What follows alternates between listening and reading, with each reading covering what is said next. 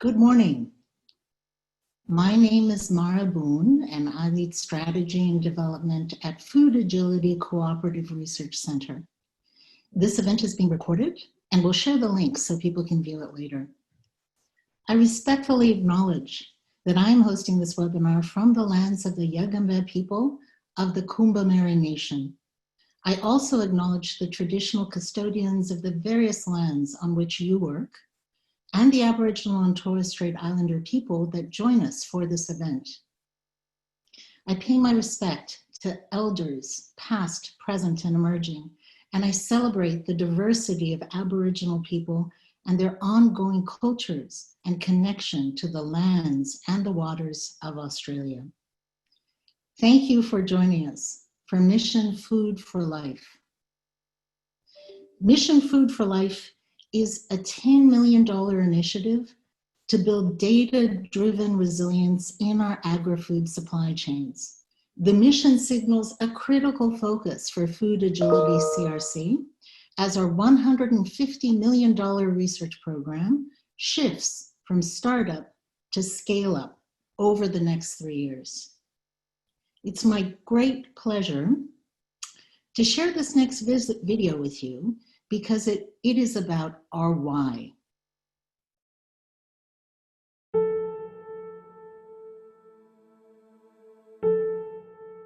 There are challenges on the horizon for our food systems. Are we ready for them? In the last year alone, our agri-food supply chains have dealt with a heartbreaking drought, devastating bushfires, a global pandemic, and global trade barriers. These shocks are compounding on top of underlying stresses. The world hopes to contain climate change, and our goal is to keep warming under 1.5 degrees. But we're tracking closer to 3, maybe 4 degrees. Alongside that comes a big water scarcity challenge. Biodiversity is at risk like never before. In this world of compounding shocks, if a supply chain is not resilient, it breaks. People and communities suffer. Businesses suffer. Our entire economy is put at risk.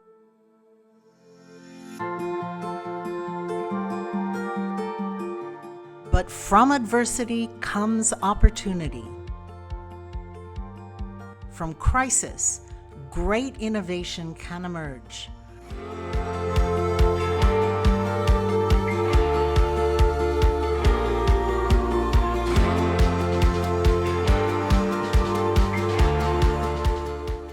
Australia is home to some of the world's best scientists.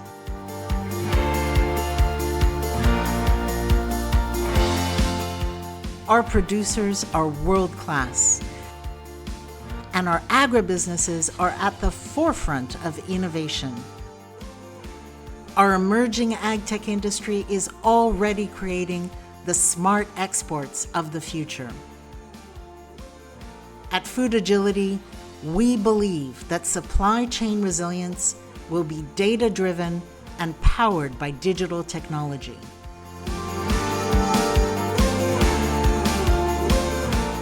And collaboration and trust are the keys. Mission Food for Life is a $10 million initiative to build data-driven resilience into our agri-food supply chains. We seek industry partners to join the mission by co-investing in R&D that will help the agri-food sector rebound, reinvent, and be resilient when shocks hit.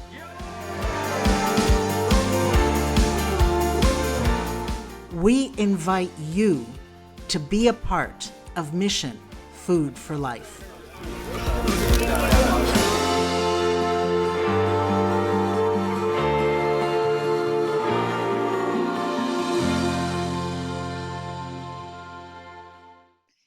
It is my honor and privilege to welcome the Minister for Agriculture, Drought and Emergency Management, the Honorable David Littleproud MP. The Minister will officially launch Mission Food for Life. Well, it's an honour to launch the Mission Food for Life on behalf of the Food Agility CRC. Can I congratulate you for all the work that you've done? You're playing an integral role in getting agriculture to a $100 billion industry by 2030. We have a real opportunity coming out of COVID-19. Despite the challenges we faced, one of the things that we can be proud of as a nation, that our supply chains have continued to remain secure. Despite the social distancing and the challenges we face, we've continued to make sure that supermarket shelves have been stocked and our product continues to go around the world. But what we can also take out of this is there are now new opportunities for us to enrich our supply chains and diversify even into our manufacturing and processing sector of the best food and fibre in the world produced right here in Australia.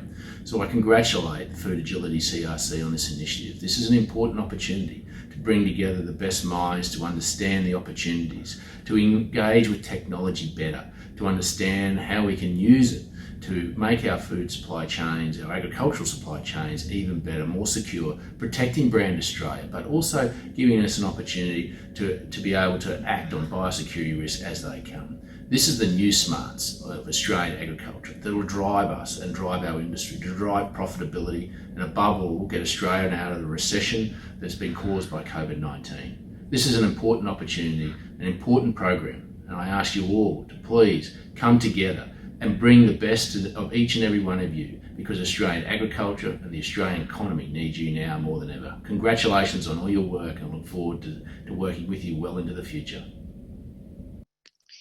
We're so grateful to the Minister and also to the Australian government, and they really do entrust us with this amazing research program, as well as so many state governments.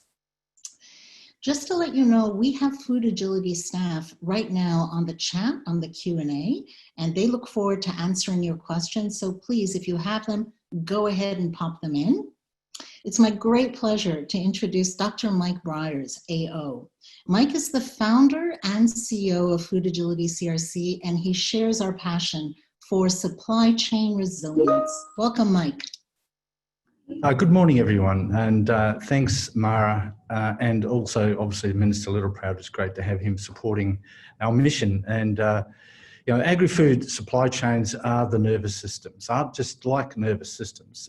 They are complex and interdependent, requiring lots of different parts of the system working together for optimum health. We rely on complex systems to deliver safe and healthy food just at the time when we need it. So no one needs reminding of the stresses and shocks experienced over the past few years, as presented a few moments ago in the video.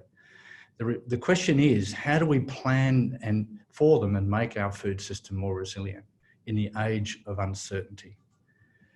This is the question that's driving Food Agility in our mission and our partners, and this is our moonshot. We know that data and digital has a huge role to play, but so does collaboration and trust. Hence, we are bringing partners from across the food supply system together to tackle the massive challenge of our industry. Mission Food for Life is a 10 million moonshot to build data and trust-driven resilience in our food system. So we have, in our mission, which incorporates three campaigns. It's quite distinct, but overlapping. The first identifies the critical intervention points where data and digital can deliver the greatest ROI. You'll be hearing from Ben shortly on this campaign. The second campaign aims to put data-driven tools in the hands of agribusinesses to help make long-term decisions for resilience, profitability, sustainability, and risk management. The third campaign is a whole of supply chain view. It aims to digitally connect supply chains, creating end-to-end flows that build trust and flexibility to adapt to shocks and grasp opportunities. In our Mission Food for Life, organisations big and small across the food system will collaborate to solve our biggest supply chain challenges. We're inviting organisations to co-invest with us to unlock the power of data and digital to drive and scale these solutions. Today, you'll hear from some of these organisations that have already signed up to our mission. At the end of the webinar, we will tell you how you can get better involved. But for now, back to Mara. Thanks, Mara. Thanks so much, Mike. So just to refocus, Campaign 1 is about identifying where in our agri-food supply chains we should focus our investments in order to build data in digital. And this ROI intervention point for R&D is very important. And the first step of the campaign is already complete. We've had the great pleasure at Food Agility to work alongside KPMG to develop an important report. And this looks at across 6 different agri-food supply chains, identifying where the underlying stresses lie and what happens, what breaks when the shocks occur. But it goes a step further to ask what are the very best, most strategic mitigation strategies that deliver the greatest return on investment. I'll now invite Ben van Delden to turn on his mic and camera. Ben is partner and head of agri-food tech at KPMG, Australia, and he sits on the board of Food Agility CRC. It's been my great pleasure to work with Ben on this report, and I will join him for a Q&A after he offers a presentation. Welcome, Ben. Thanks, Mara. It's great to be here, and I'm really looking forward to the whole session that we've got today. I know there's been a lot of hard work done behind the scenes to bring today to reality. So I'm just going to share my screen now, Mara. Hopefully that's coming up for everyone. It's my pleasure to share with you the outputs of a 3-month piece of work that KPMG and Food Agility have collaborated on to take a deep dive into our agri-food supply chain resilience. As Minister Littleproud pointed out in his opening video, our market has been through a lot, and I think the video, Mara, that you played really demonstrated some of the dramatic challenges that we've experienced across the ag and food sector in these last 12 months. The question that this report answers effectively is, what are we going to learn from that, and how are we going to do things differently to build resilience into our supply chains so that our ag and food sectors are able to respond to the stresses that they're under on a daily basis and be more able to respond when those periodic shocks affect us.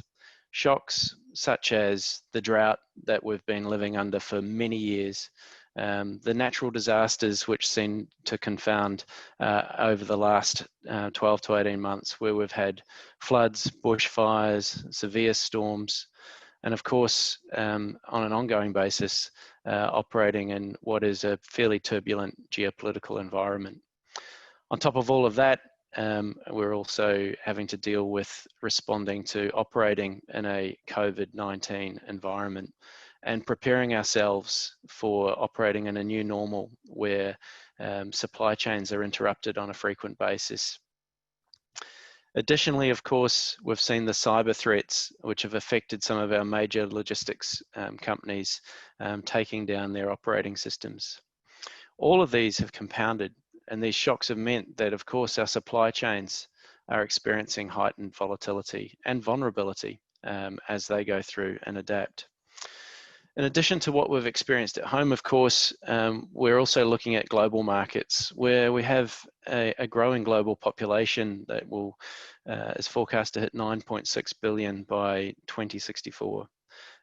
We're dealing with resource scarcity in terms of access to arable land, water, and clean oceans, and of course, climate variability. All of these elements of adversity are what are able to drive us towards innovation. As Mara said, adversity is the mother of innovation. But of course, before we can begin to innovate, we need to learn from the experiences of the past 12 months. The report that's released today and is up available on Food Agility and KPMG's websites is an analysis of 6 key sectors where we selected carefully based on their gross value of production impact, and of course also their regional relevance across Australia. With 35 interviews talking to industry operators and supply chain and logistics partners across grains, horticulture, dairy, red meat, high value seafood, and wine. We undertook to explore what the ongoing stresses were that these industries are operating with every day in their operations, and also to really identify what the 5 high-risk foreseeable shocks are that can and will likely have an ongoing impact on these sectors. In our report, what we've mapped out is strategic digital and data R&D investment opportunities that can have a transformative return on investment impact for participants in these sectors.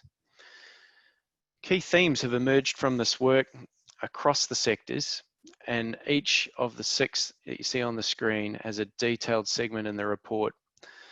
But what's very interesting is looking at the interrelated strategies and solutions that can be brought to bear that can affect more than a single sector. In terms of the findings from the work, we've identified that there are very similar challenges arising across some of these sectors, and therefore some great collaboration opportunities to deal with climate, to deal with labour shortages and challenges of accessing talent, to address some of the environmental opportunities and challenges that we face, and of course shifting consumer preferences. And we've also identified that our resilience to date has been largely incremental and largely reactive as we try and respond to some of the stresses and shocks that we've had. And the compound effect of the shocks over the past 12 months are going to have quite a long-lasting ongoing impact on our industry, because we haven't had time to recover from one shock before the next one arrived. COVID-19, of course, is going to be a game changer for the sector. We have seen, despite the Minister's comments, an early stage of panic buying in the supermarkets. And speaking to you from Melbourne, I know that when we went into lockdown again, that re-emerged as a demand for key products went off the scale. Overnight, 95% of Western Australia's rock lobster market closed down as we couldn't get produce out of Western Australia to the Chinese markets. Of course, a lot of effort's been put in since then to try and rebuild that. But we were in a market that had 9,000 flights a month, and we're down to 1,000. So it's quite a dramatic change in number of connection points to our international markets. We've seen also a fundamental mindset shift is needed. We need greater collaboration, and digital needs to play a much bigger role. So the theme of this talk and this session today is about data enablement and digital insights for the agri-food supply chain. A little bit about how we went about this analysis and the work that our team has undertaken. I'm showing you on screen one of the 6 examples. This is for the horticulture sector, chosen because it is contributing $10 billion to GVP and drives just over $3 billion worth of exports for Australia's economy. What's very interesting about this sector too is that it currently employs some 70,000 people, and is one of the areas of the ag and food supply chain that is presenting the highest demand for additional roles, additional jobs. So we have to protect the sector. It is a future employer of significance. There are some risks and exposures. Just 13 companies make up 50% of our production. So what did we learn when we looked at the horticulture sector? The way to read this report is that it highlights the key elements of the supply chain and also 3 core components of the value chain that can impact on the supply chain. We've mapped out with heat color grading the stresses that you can see running down the left-hand side of the chart. Dark purple is where those stresses have a high effect. For example, access to labor, that has a dramatic effect on production and packaging particularly. And then we've overlaid the 5 core shocks. I'm just going to touch briefly on those shocks. So 1, health. the importance of human, plant, animal, and biosecurity, health and well-being. Drought, and it's not just the impact of short-term drought, it's the ongoing compounding effect of drought and the wearing down of our resilience in our systems. Geopolitical, which is perhaps obvious in terms of trade and tensions arising from trade wars between other countries, not just our own, but also really importantly, the progress with free trade agreements.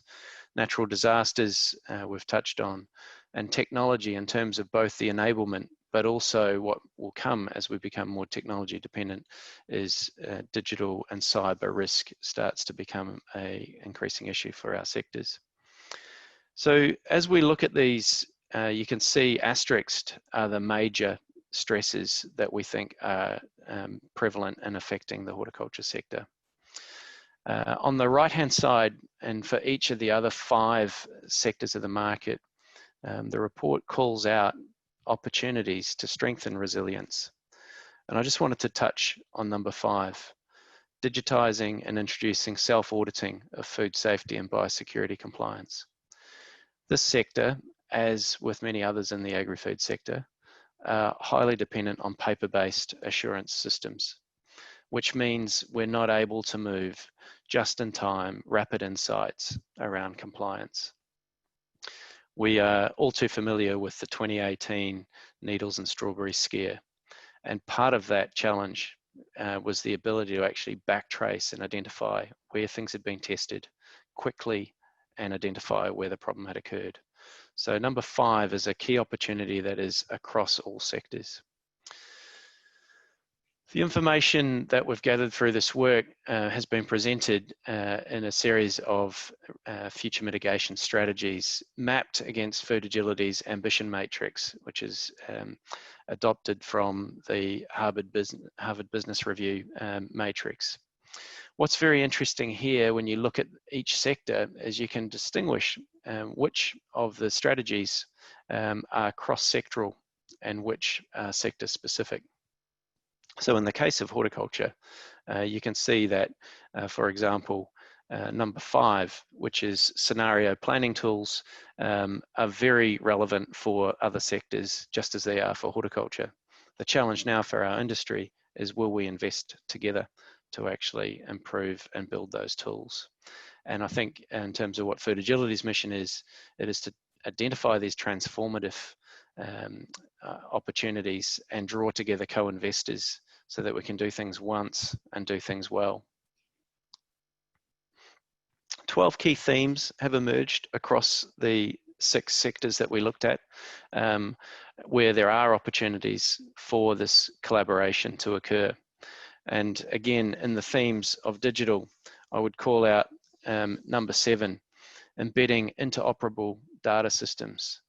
In order for our actors in the agri-food supply chain to get the maximum benefit and resilience that they need, we need to be able to share and transfer data on an efficient basis, which means we need to have standards for how data is prepared and curated, and agreements on how we will transfer data between different actors in the agri-food supply chain.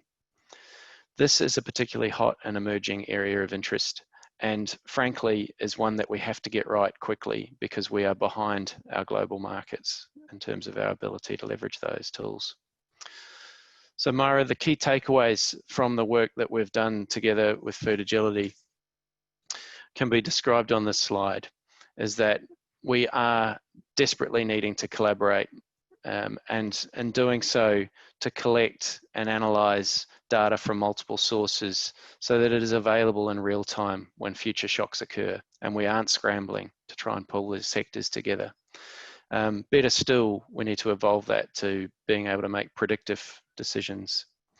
We need to establish the data standards that I referred to earlier and build the right governance frameworks so that there's trust amongst the sector participants to share and exchange data. And then we can begin to truly collaborate.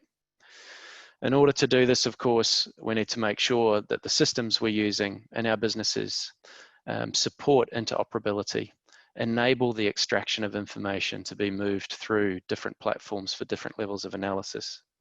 So we can pivot quickly when export markets change the non-tariff measures that they're seeking us to comply with. We need to move from siloed to interoperable. And of course, when we do all this, as I mentioned earlier, we need to be alert to the fact that the more dependent we become on technology, the more we need to think about the risks that it brings. So ensuring that we have the right cyber and data privacy protection systems in place. I think it's key for all of us now to step back and really think about resilience in our own businesses and our own supply chains, and really take a look at the stresses that we're operating with on a daily basis, and how you and your business have set up to get the real-time predictive or ultimately cognitive insights around the stresses that you're working with.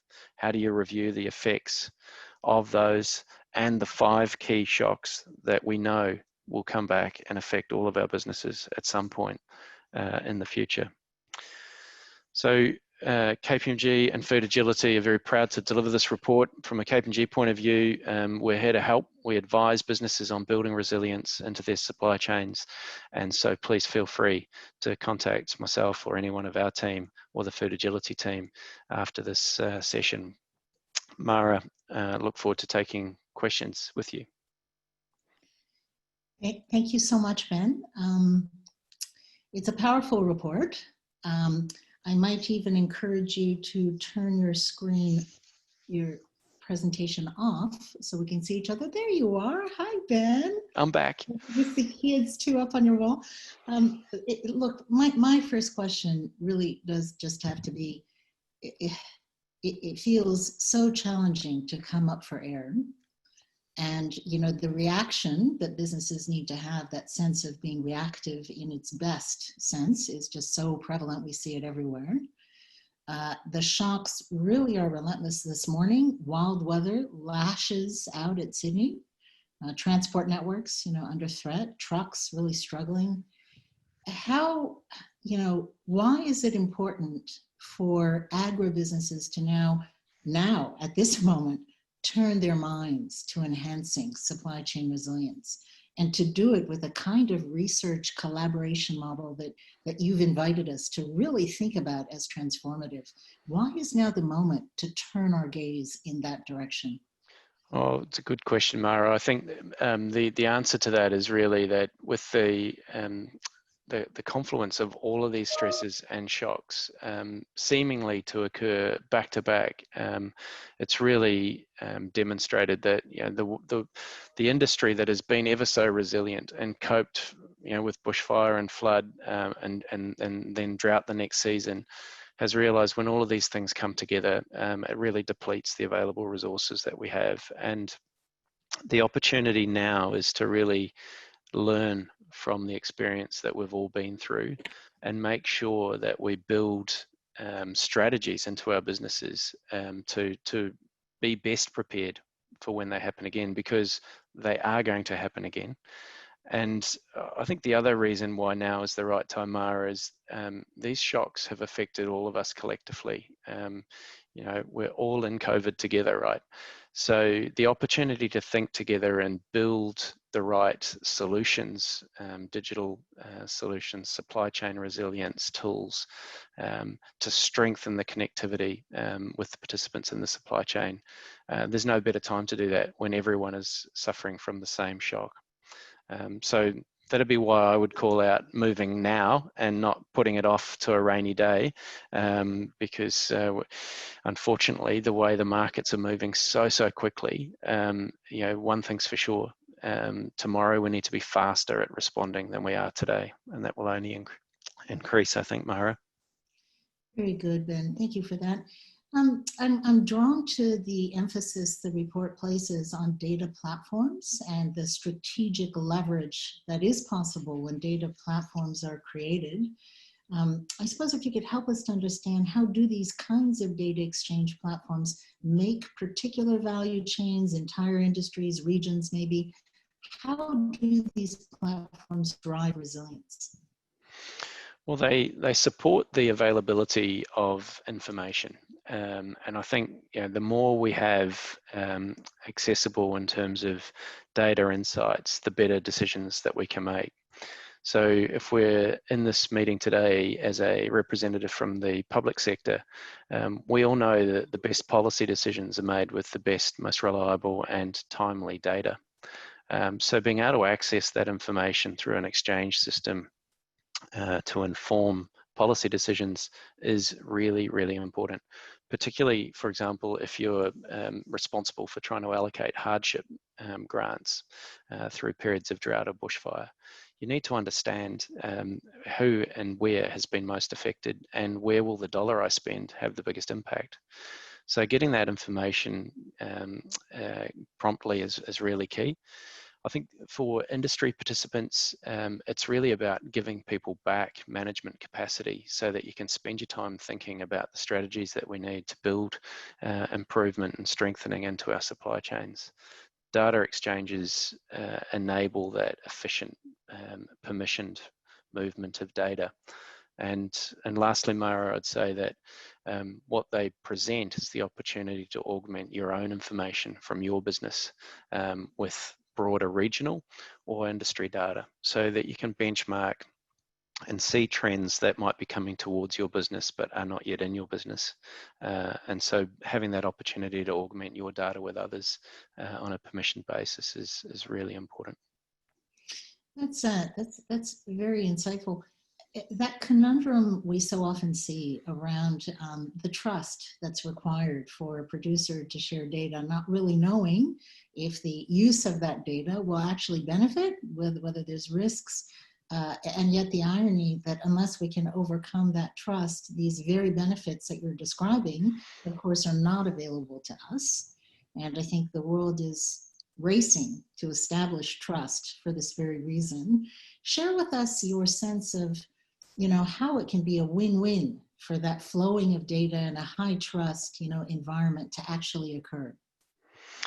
Yeah, look, trust is the biggest challenge, and particularly in our sector. But I think as we think about it, we also need to look beyond our own sector and ask ourselves, how is it that other industries, the health industry, for example, and to an extent the education sector, have been able to get to a point where they can have trust in the exchange of data.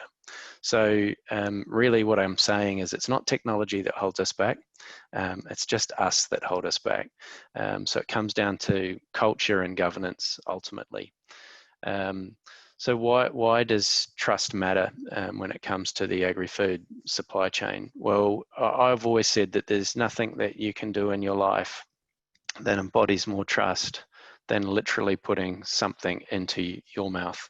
You're trusting the entire supply chain behind that to have produced something that is healthy and safe for you. Now, unfortunately, in parts of the world, that level of trust is not as great as it is here in Australia. And unfortunately for us, other parts of the world trade off our trusted system. So increasingly, the need to be able to substantiate that trust, evidence, tokenize the assets as they move from farm through to fork is becoming important. But most, I think, significantly for a nation that's seeking to at least double its size of its agri-food exports and production, is we need to work out how to do that efficiently in terms of the support for the certification, the compliance documentation. All of those trust statements need to be digitized in order to have an efficient export system that can handle twice the volume it currently has. And that should build us stronger trading arrangements with markets that, again, really want to know, where does the food come from? Was it produced in a COVID-safe factory, for example, if you're dealing with China on red meat? Are we in compliance with the maximum residual levels of chemical application if it's a wine product? So trust is fundamental, Mara, and it's just becoming increasingly so. And thank you so much. We are so honored to work with you, so grateful for the importance of this report. You can find it on both KPMG and Food Agility websites. And I'll invite you to turn off your mic and camera. And our program now continues. And it's my great pleasure to introduce you to the first of 4 panels. This first one focuses on campaign 2 of Mission Food for Life. And to remind you, that's the campaign that aims to put data-driven tools into the hands of agribusinesses to help make long-term decisions or short-term decisions that drive long-term resilience. This includes profitability, it includes sustainability, and certainly it includes better risk management. So Roz Harvey is the managing director and founder of ag tech company The Yield. She is also a board member of Food Agility CRC. She will be hosting the next 2 panels. In 2018, Roz was named Australia's Emerging Female Technology Leaders and one of the AFR's 100 most influential women. Roz, if I could invite you now to turn your camera and mic on, that would be terrific. Roz will be speaking with Andrew Beer, EGM of Agribusiness at IAG, Shane Quinn, National Sales Manager of Mogawi, and Nicola Parrow, the CEO of Food and Fibre Gippsland. Andrew, Nicola, and Shane, can I invite you also to turn your mics and your cameras on, and I will join you after the next 2 panels. Thanks so much. Thanks, Mara, and hello, everyone. It's fantastic to have so many participants in our webinar today, and obviously a very important and fascinating report from the Food Agility in partnership with KPMG. So that's very exciting and very good context for what we're going to talk about. So as Mara has already said, we've got I'd like to introduce our panel. We have 3 experts which are going to give us perspectives from very different parts of the value chain. And that's really, I think, very important. So we have Andrew Beer, who's the EGM of Agribusiness of IAG. And IAG is the largest general insurance company in Australia and New Zealand and the largest agribusiness insurer in Australia. So IAG exists to make the world a safer place for its customers, stakeholders, and the community that it serves. We also have with us today Shane Quinn, who's National Sales Manager for Mogawi.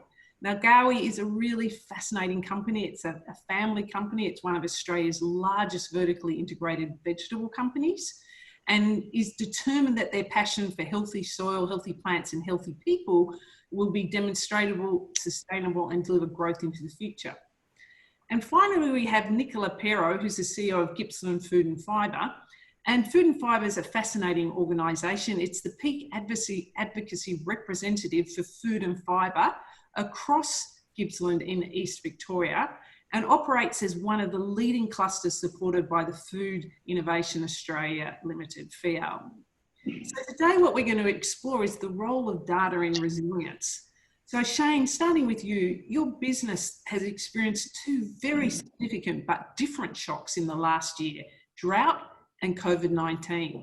And could you share with us how they've impacted your business and what role data played in how you responded to them? Sure, Roz. Thank you, everyone. So shocks, crisis. I actually don't like using the words crisis because with that comes anxiety and heartburn, and there's too many of them to keep using that terminology. So Ben mentioned earlier about decision making. So one thing I've learned dealing with these events is you need to keep making decisions. That's the most critical thing. And the implication there is what data do you need to make your decisions? The drought and COVID, significant but quite different in that we could see the drought coming in some respects. So in the summer of 2018, 2019, it was dry, but we had extreme heat events and that damaged our crops pretty badly. That got us looking hard at how can we develop resilience in our crops. So we'd been doing adapting. I was pleased to see again in Ben's thing about changing the way you farm. We'd been experimenting with things like minimum till, cover cropping, and we were developing them slowly and steadily. And we decided, no, we need to go all in on this. So the data from our trials allowed us to go, okay, we're going to really go after this now. Then as 2019 developed and we got the BOM data, so the long range data looking forward, I'd never seen a clearer picture that we weren't going to get rain coming up. So that allowed us to go and talk to our customers, which was this is back to the trust thing, commitments and open. There's a risk if you go and talk to your major customers and go, we're very concerned about supply this coming summer. The fear is that they will go, oh, Mulgowy's not going to have enough beans and corn. We'll go and encourage other people to grow. But we had to have the confidence to go to them, explain the situation, use what data we had, and ask for their commitment that, because essentially what we had to do was we knew we'd have to go and farm in new regions. We would have to spend a lot of money on water, and essentially we'd be proactive in putting supply risk mitigation in place on their behalf. And we had to ask for their commitment that they would keep the volume orders up to us even at higher prices. And to their credit, they have all came on board and did it. So yes, the reflection there is using all the data we had available, both about what situation we're in, but also being determined that we were going to get through it and have a plan, communicate that, and secure commitment for everybody to it. COVID-19 was different in that it all happened very quickly for all of us. And what was interesting was having to tap up and down the supply chain a lot more. So with drought, it was very much a supply issue. So I could focus on our farms, how we're dealing with it, weather and communication, whereas COVID was a full supply chain, right the way through from us having production workers available, logistics, customers, etc. So again, right from the very early days, I had my team asking me demand, because we plant every day, beans and corn 8 to 12 weeks out from planting to harvest. So they're going, Shane, what's demand going to be like in 8 weeks' time? What's demand going to be like in 12 weeks' time? We're planting today for 8 to 12 weeks' time. What do we do? And then it's picking up the phone to your customers. And even in the depth of, you can picture Woolworths, Coles, Aldi, our customers in overseas, with panic buying in their shops. And I'm asking them, what's your demand going to be like in 8 weeks' time, 12 weeks' time? But they all took the time. They used their data, what was happening in stores. They shared it openly with us. We tapped into AC Nielsen. We're quite good at sharing data from overseas. So we were getting data from countries ahead of us in the COVID cycle of what's happened to their demand. And that informed us. So essentially, we very quickly put plans in place about what to do.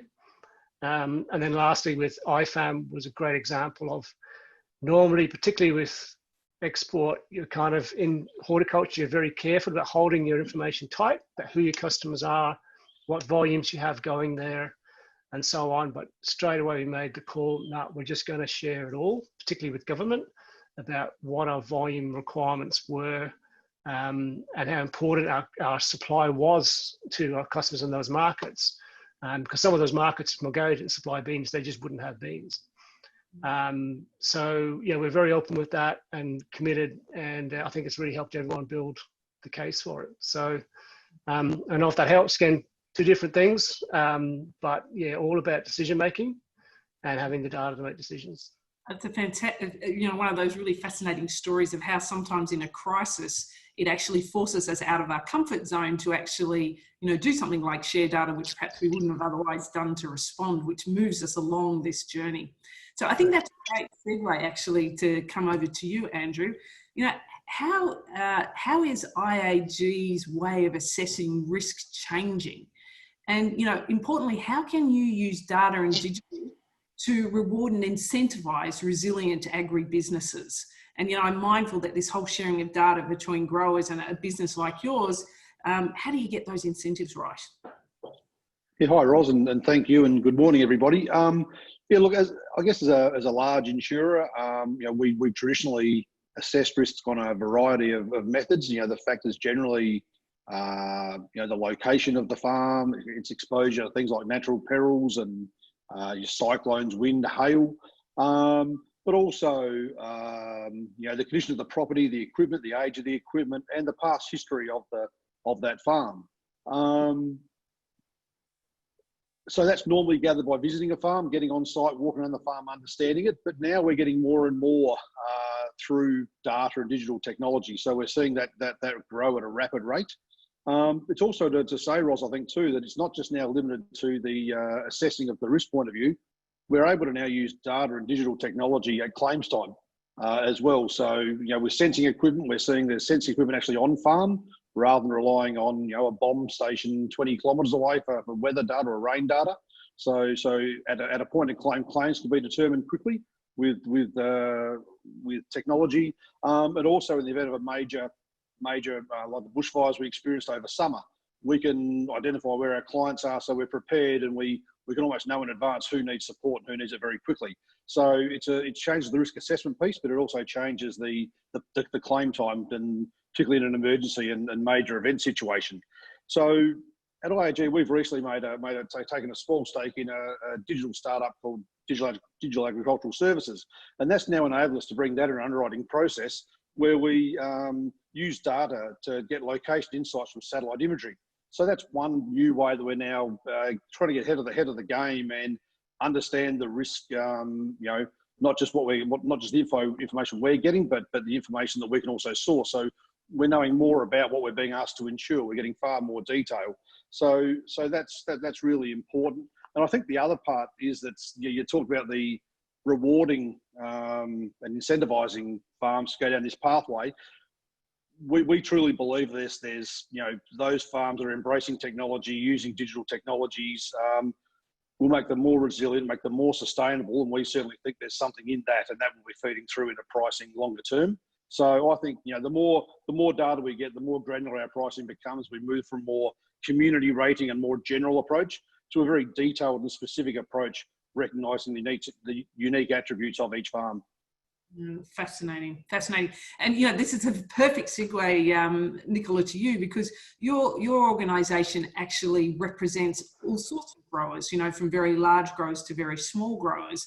And I know one of the things you're concerned about is how do we make sure that we rise, all boats at the same time. So, why is fair and equal access to data so important for all players in the supply chain? And in particular, what role does trust and collaboration play in that?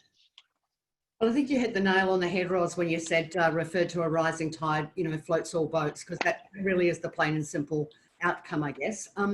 Look, Gippsland is larger than many European countries. We've got 6 local government authorities. So while it's important to retain that respective shire profile and identity, we also have to be one and work together on behalf of our region as a whole. I think exemplar regional development, especially in the food industry, it requires collaboration and trust, as you say. But more than that, it actually requires a quadruple helix engagement approach. So that brings everyone on the journey. It focuses, I guess, on overall competitive advantage rather than just looking over your own personal fence line. So that sort of collaboration brings around, it brings to the table a brains trust that helps to overcome challenges, it develops opportunities, and it seeks efficiencies and scale. So if you look at, say, food and fibre and the visitor economy, which are 2 leading sectors in our region, they both require data, and they require lots of it for really solid evidence-based decisions, for knowledge dissemination, to push practice change. And so this helps for agility and changing trends, I guess, that we're experiencing today. It seems to be over and over, together with the crises, etc. It builds shared resilience. These shock impacts around drought, severe bushfires, and now a pandemic.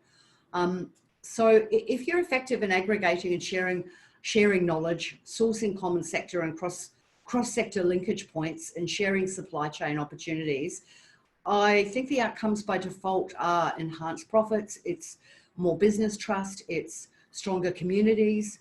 But if you're effective with, say, just large business, then it might support monopolisation, it might compromise bottom-up growth. And we need that because that's all about our artisan producers, now farm gate suppliers, it's about the bespoke B&Bs, local tour companies, that sort of thing. But conversely, if you're only effective with bottom-up level, then it's also challenging, I guess, to achieve full supply chain impact. It can risk not being able to attract the level of investment that is sometimes needed to drive really big innovation, and to be able to bear the risk that often comes with that. So in my view, trust and collaboration is an inclusive journey. It requires a systemic approach to thinking, processes and implementation. And look, in Gippsland, we're really fortunate.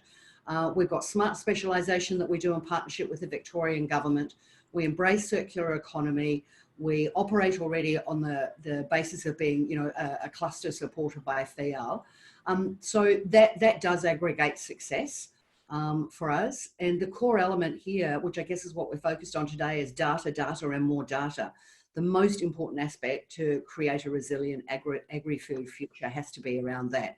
It's about collecting the true data, but it's also about having the right platform. The data, otherwise, if you don't have the right platform, data just ends up as stuff floating around.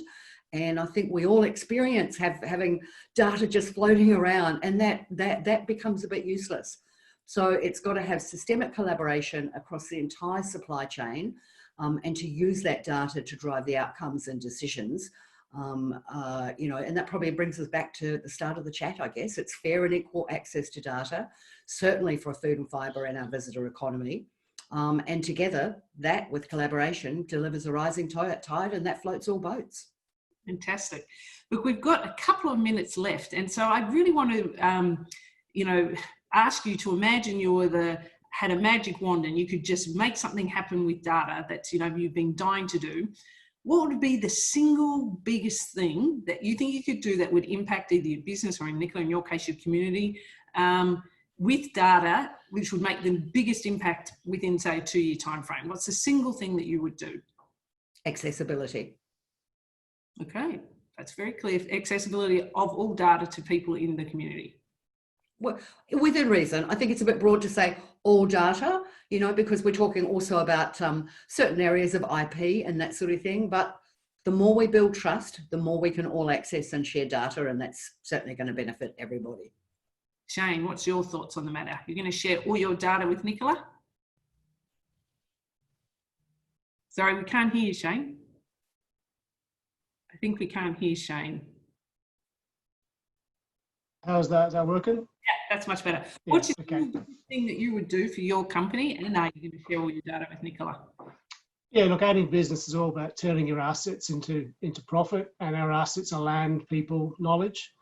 So for me, it's understanding from a global perspective, what are the crops people need that can be grown to suit our environment and in our systems, and then what processing is required to realise that benefit. So in one respect, it's quite simple, but for me, it's understanding what's the global market opportunities for specific crops which match our assets, and that we can process. Using data to match supply and demand, getting that right. Yep. Very. What about you, Andrew? What should be number one thing you'd love to do? I think, I think, Ros, it'd be around managing risk. So being able to support customers with really understanding their risk and their risk profiles. We come into the end of the scene when something bad's happened. I think people much prefer to be in business and trading rather than having their property repaired or fixed up. So I think a way to manage risk to enable people their business to continue without the disruption. Fantastic. Well, yeah, it's a great way to wrap up this panel. Thank you so much to Shane, Andrew and Nicola. So I'm now going to ask you to turn off your cameras and mics.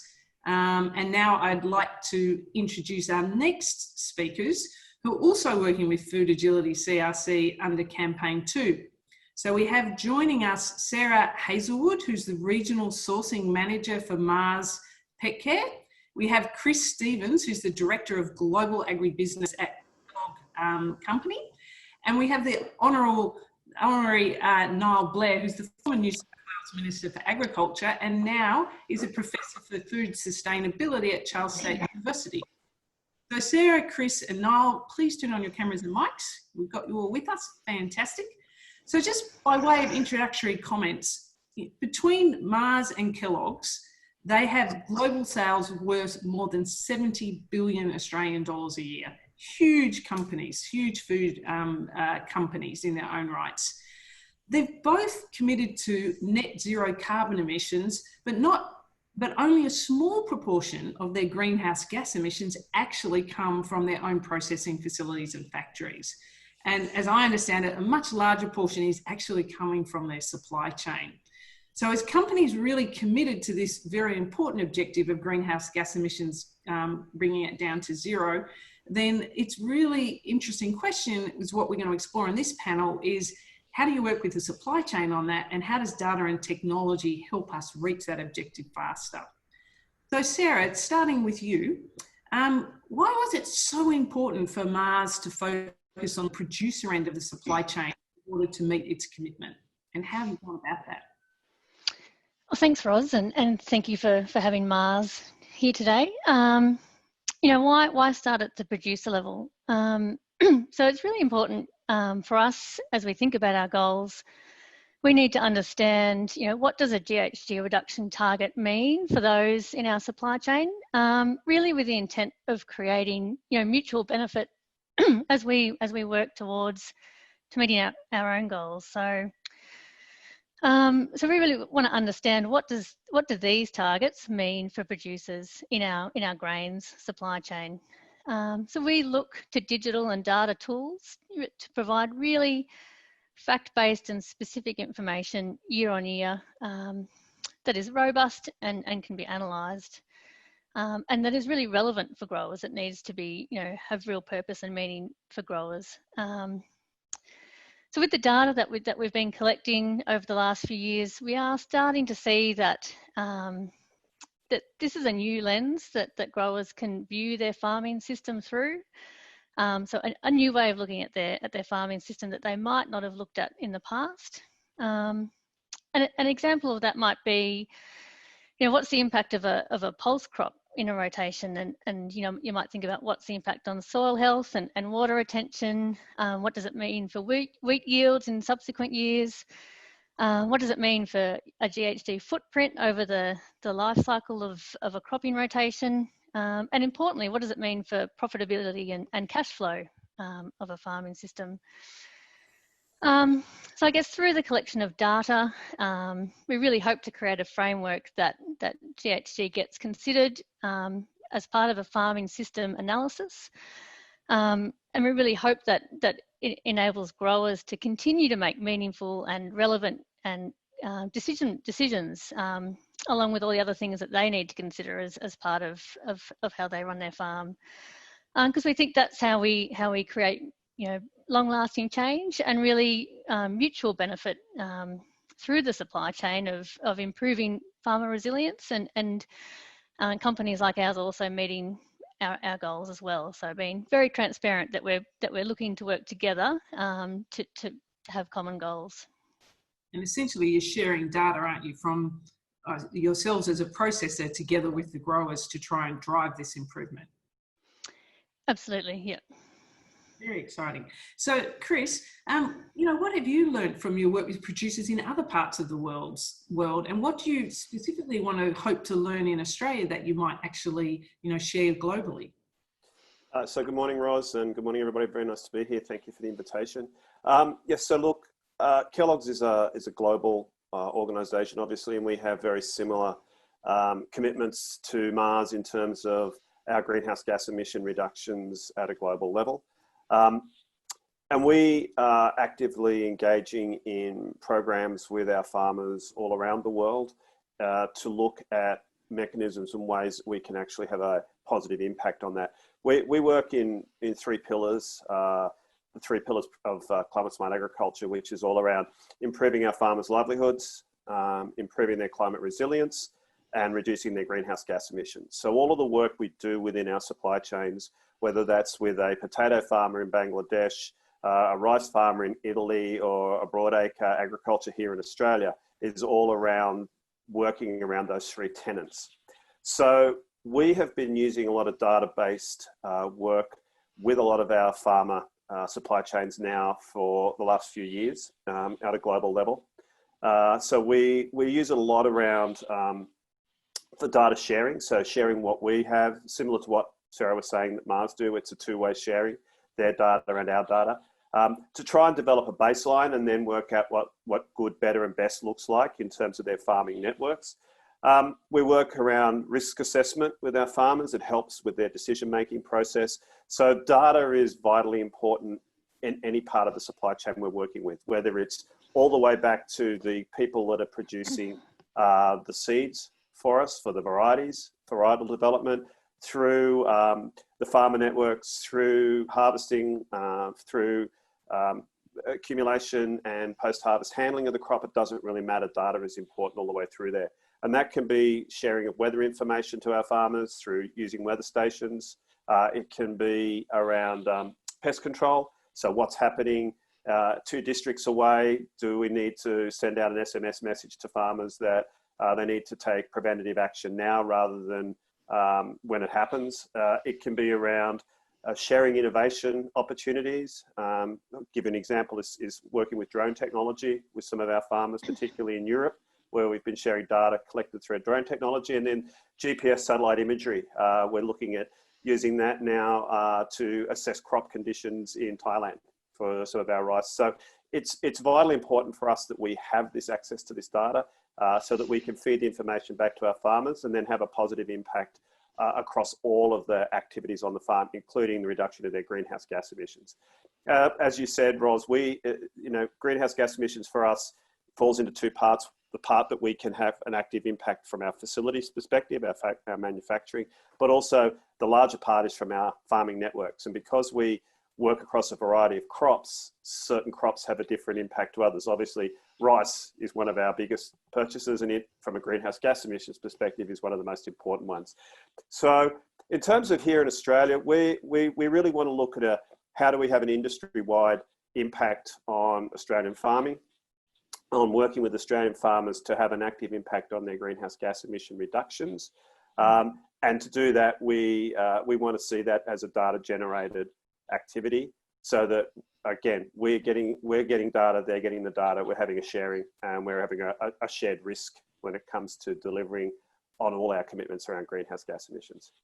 Fantastic, Chris. Well, that's actually a great segue to Nile, because obviously you're a source of a lot of very important data for this critical work. I suppose what's really interesting is how do these sort of projects fit into the broader landscape, Nile, in Australia in terms of our 2030 emission reduction targets? And importantly, what's the role of research? Yeah, thanks, Ros, and hi, everyone. I think the key here is that data and research come together to be able to validate what we're doing here in Australia for Australian conditions. Chris is very well versed in telling us what's happening around the world, but we know that the types of farming we have in Australia, the types of soils, we don't have a heavily subsidised farming sector coming off the back of government subsidies. We have very large farms and we have a different scale to other parts of the world. And of course, our soils and our climatic conditions are very different. So what we need to do is we need to be able to take the data and we need to be able to process it in a way that we can compare with other parts of the world and other farming systems from around the world. But to do that, we need to be able to customize it for Australian conditions. And you can't bluff farmers. So what we need to do is put some rigor around this. We need to be able to show the data and be transparent with that. And we need to take them along for the journey as well. So the role that data and the research will play means that we can have a customized solution for addressing the issue of sustainability and reducing greenhouse gases that is specific not just for Australian conditions, but the many different conditions we see throughout our regions. And then we can actually start to work it in our types of production systems to get the biggest bang for our buck and enact the best gains for our farmers while still maintaining profitability.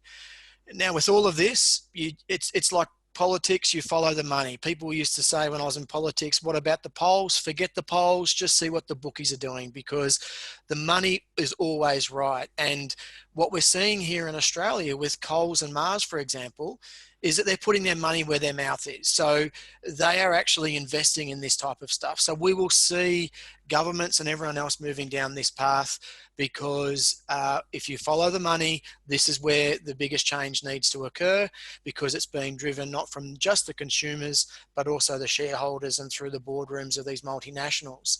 So we have the chance to be able to utilize the data to make sure it's specific for us so that we can validate it and then make sure that our farmers come on board and enact the biggest change. And if we do that, we'll hit that 2030 target and continue to supply the best food and fibre in the world. That's really interesting. And, you know, one of the things I think it would be great to get a reflection of this panel on, and we explored it a little bit in the previous panel, is there's incentives and risks in sharing data along the supply chain because different people in the supply chain have different interests. You know, how do you think about that problem? Open question to all of you. Well, I think we're all we're truly trying to work towards solving, you know, a shared problem about generating resilience in communities that you know, feed into our factories. So I you know, I think we look at it as a shared problem, and you know, we need to work together to find solutions.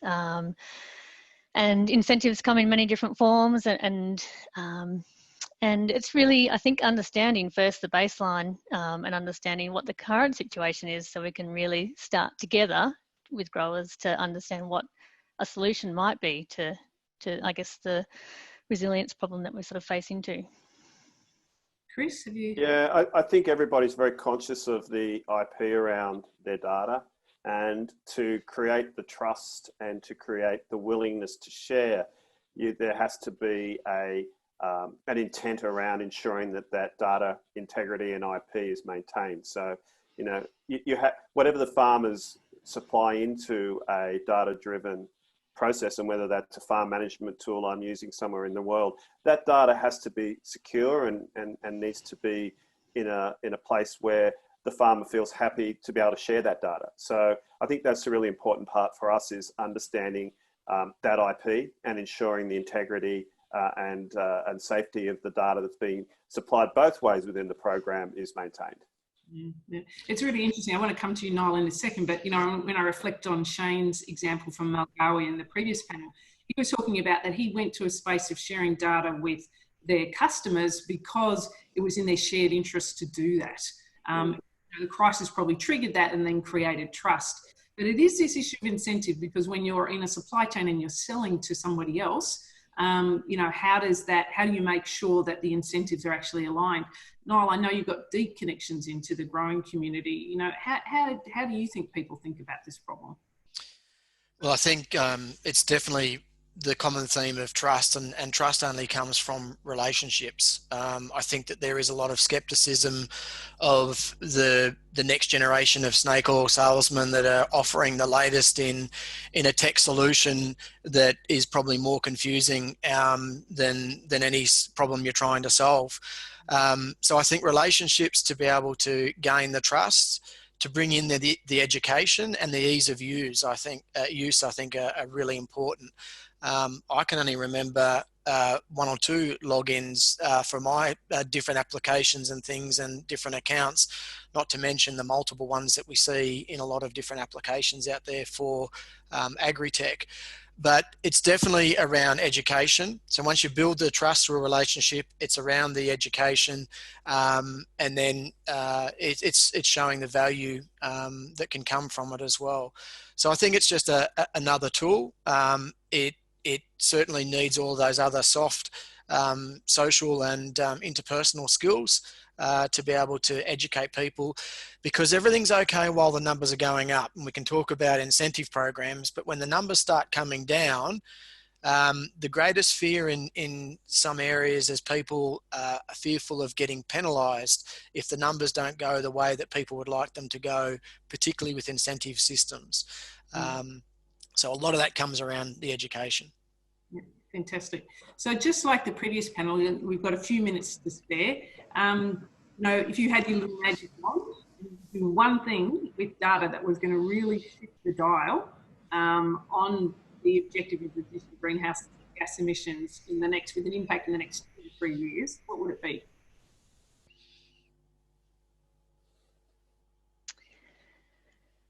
Sarah, you go first. Thanks. I think, you know, recognising that we need data from different sources, and if we could have all of that together now, you know, I think it would really help to make informed, timely decisions now. So not just having data on greenhouse gas, having data across the full spectrum of a farming system in one place, could really enable change. Fantastic. Chris, any thoughts? Yeah, I agree with Sarah, but I also add on to that, I think accreditation, solid accreditation system so that that data can be scientifically shown to be delivering the results we want. And again, we'd like that sooner than later. So, you know, a unified accreditation system, I think, would be fantastic. Fantastic. So you're taking Sarah and you're upping it to be trusted. Yep. Niall? Yeah, I think that the opportunities to take data and to reward stewardship and incentivize changing and sustainable farming practices, I think, is an exciting area. And I know that's something that Food Agility are looking at, and it's something that I think that we will see governments become more and more interested in into the future. And I really look forward to the day where we get our farmers deciding whether to farm or not, because there's an alternate income stream.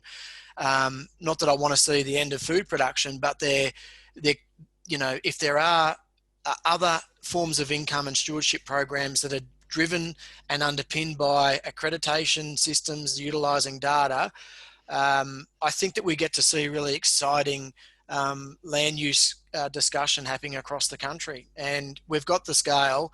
We'll still continue to be an honest, clean, reliable supplier of food and fibre, but we can also work in stewardship and natural resource management as part of the picture. And I think data will unlock that potential. Fantastic. Look, thank you so much for your time. I'll just now ask you to turn off your cameras and microphones. Just to summarise up, where, you know, we've heard from, in these two panels, from speakers across the tech value chain, from some of the world's biggest agri-food businesses, Australian growers, agri-communities, insurance sector. So, you know, if I reflect on the very rich conversation we had in a period of time, I think there are some really key takeaways. So, you know, obviously everyone has been experiencing from drought to bushfire, fire to flood, and now COVID-19. Climate change is, you know, obviously an ongoing crisis with its effects, you know, scheduled to accelerate.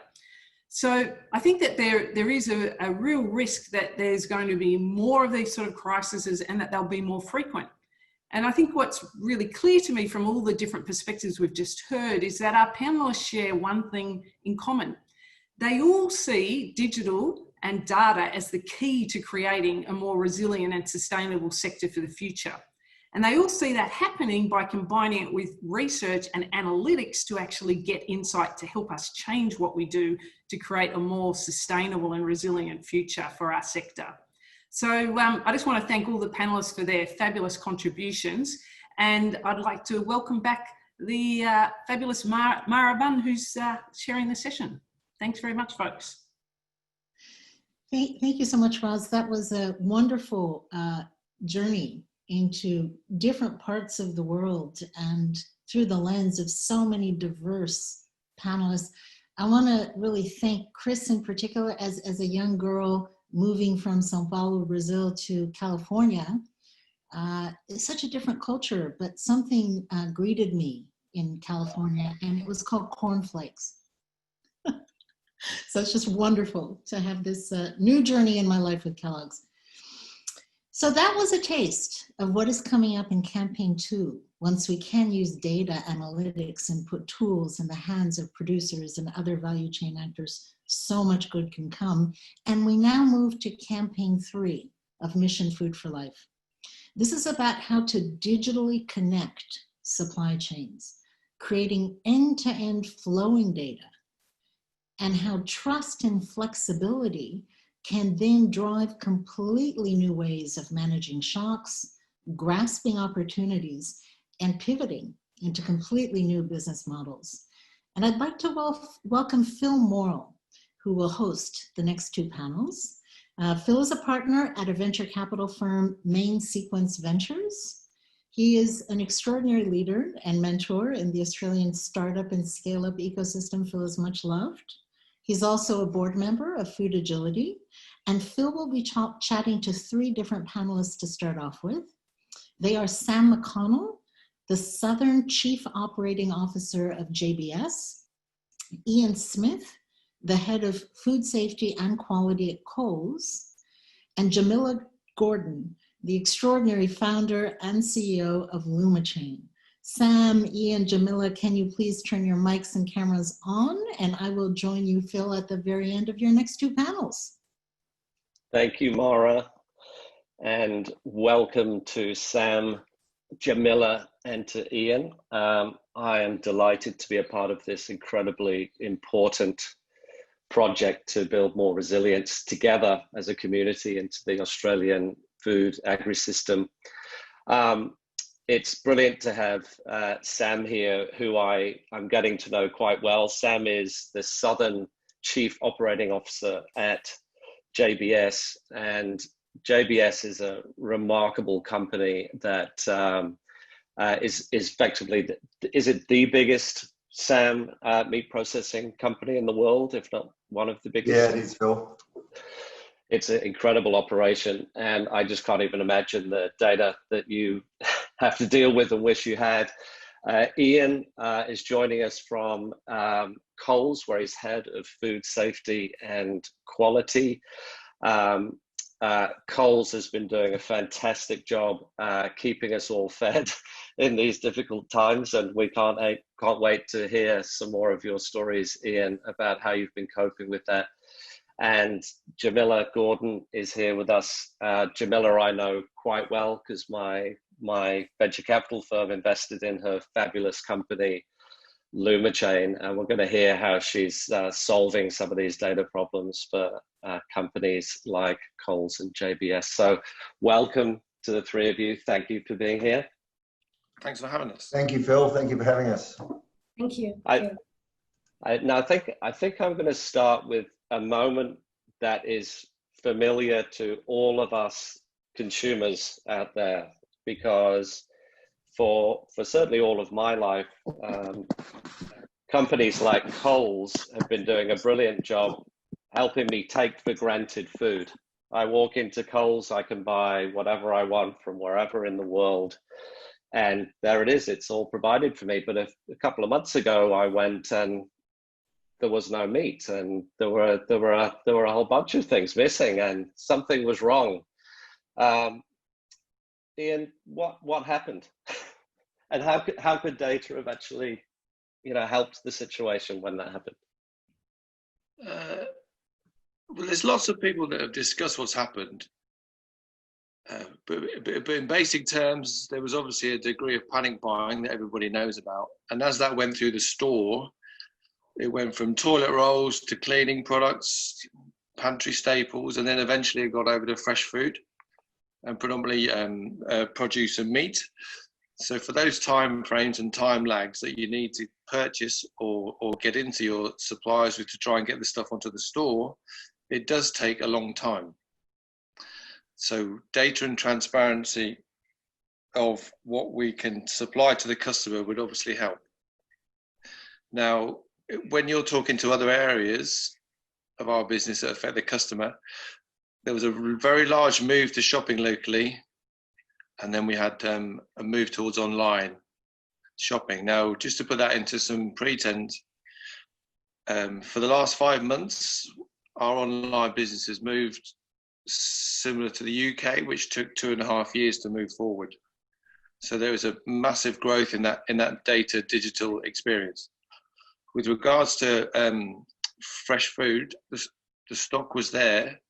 It was just trying to get it through the supply chains faster. And with regards to communicating that information to the customer, it probably, we tried our best, but because there was that big time lag between getting that information into store and you going shopping, there was a bit of a lag that hopefully we can try and get that better in the future. And so, we heard earlier from Shane from Mulgowie about how, he sort of needs 8 to 10 weeks notice. I mean, how are you doing that? How are you doing that today in Coles? Well, if I take one fresh area, which is meat, we run a livestock model where we have teams out there actually buying cattle, lamb, etc. So we have plans in place, but when we saw those big spikes in demand, We then had to effectively get a shift on, get more people out into the market, start liaising more with our farmer partners, and linking up with Sam at JBS to make sure he can give us the right time in his factories and his processing plants to ensure that we put stuff on the shelves. And how much notice would you normally give JBS for an order? Normally, we run on an 85 day plan. So Right. we're looking that far ahead. But generally, when these things come, we had to switch on business continuity plans. We put on new suppliers. We had to get new labels, new packaging, and obviously day-to-day conversations with the likes of Sam and the teams at JBS or any of our supply partners, just to make sure we could get the stuff through the distribution centres and into stores. Right. And do you have much insight into what's happening back at JBS at this moment, or are you just pushing requests into JBS?